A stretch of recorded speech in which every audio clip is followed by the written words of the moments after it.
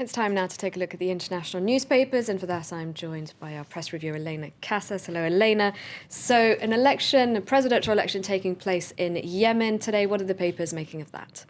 Well, the former Vice President Hadi is the only candidate, as you were saying in the bulletin, and that means it hasn't gone down very well with the young people who are protesting on the street to get the former President Saleh to leave office. That's what The Independent is reporting today. They say that while the West is quite keen to paint this as a democratic, peaceful transition from dictatorship to democracy in Yemen, it actually doesn't look very much like that for their correspondent on the ground, because he says that in both the north, where there's a Shiite rebellion, and the south of Yemen, where there's a sectarian group that want to declare themselves independent, both the north and the south, those groups have decided they're going to reject the election. They're boycotting it, and they say they will reject the result because of there being only one candidate.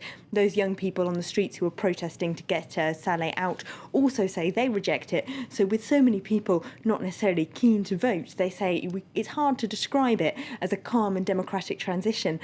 Let's look at this article also that's in the American left-wing magazine The Nation, where they say this is all very convenient for the West to say that they've engineered a democratic, peaceful transition, but it's not really any such thing, according to them. They say there's been violence in both the north and the south of the country, where rebel movements clashed with government troops in the last 24 hours.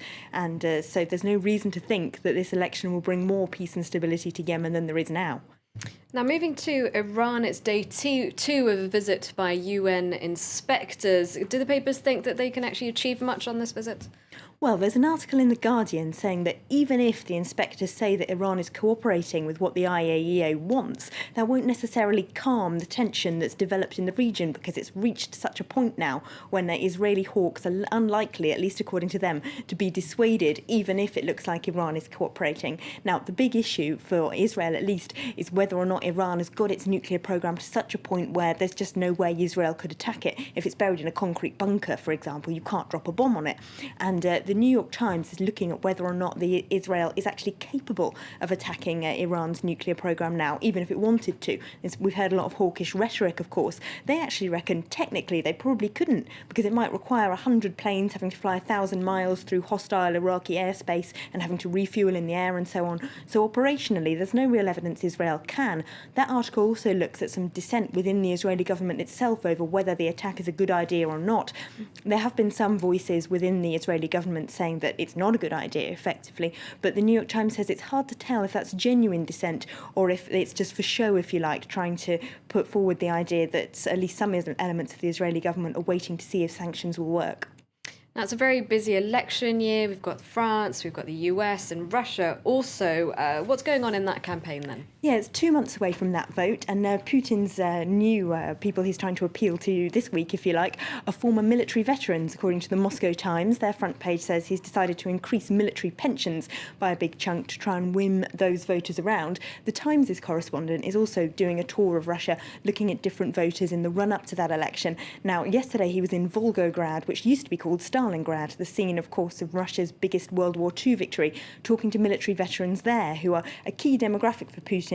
He calls them in that article the generation nostalgic for the USSR, for when Russia was a big power on the international stage. And he says that a lot of Putin's nationalistic posturing and his sort of grandstanding on the international stage is aimed at winning round those voters. But while some of them are quite keen on voting for him and say, indeed, that foreign people who say that Putin has totalitarian tendencies, they call them American imperialists, some of the people that he talks to, they're not by any means all convinced.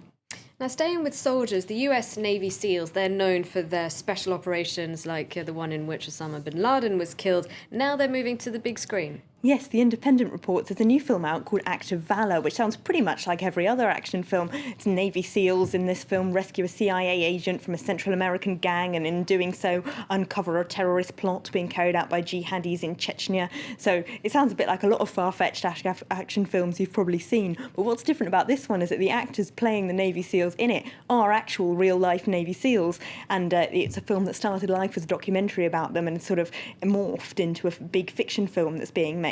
Now, the Pentagon hasn't actually really approved this project, or at least while it was making they didn't approve it, apparently. But now they've decided to go with it, and The Independent says if you watch the film, it's easy to see why, because according to them, it really reads like military propaganda, and it should be a good recruitment tool for the US Armed Services. A movie that's a good recruitment tool. All right, thank you very much, Elena, for that look at the international press.